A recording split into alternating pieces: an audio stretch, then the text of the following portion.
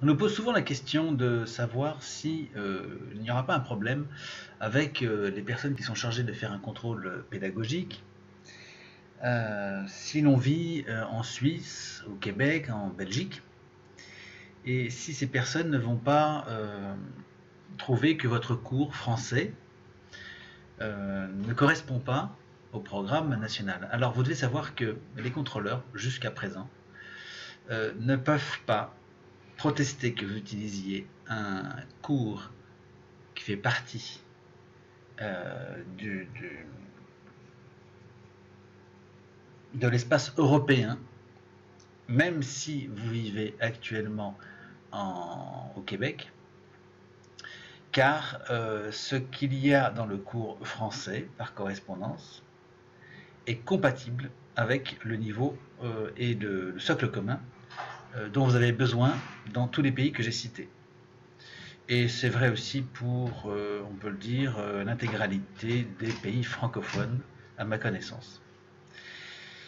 Pour comprendre ce que je dis, c'est très simple. Imaginez que vous ayez emmené votre enfant dans un pays étranger et qu'il ait vécu pendant plusieurs années en Afrique, en Australie ou ailleurs. Il est évident que le socle commun ne sera pas tout à fait le même.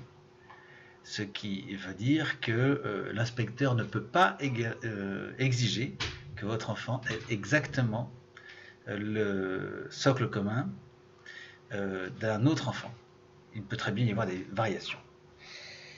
Sur le fond, l'inspecteur qui examine l'enfant ne peut exiger qu'une seule chose, c'est qu'il y ait eu instruction. Votre obligation, c'est que l'enfant soit instruit.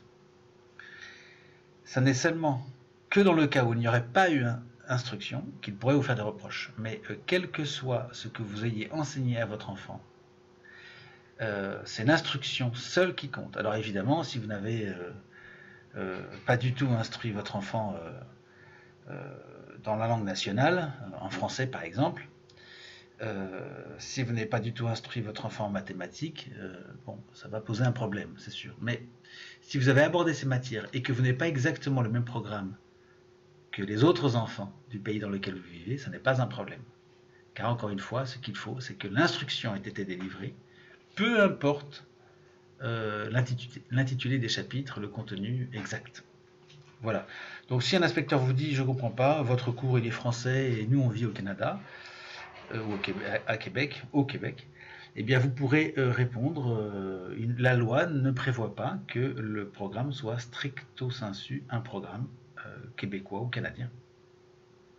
De même si vous êtes en Belgique ou en Suisse. Voilà pour la réponse que nous avions à apporter à ce petit point. À très vite.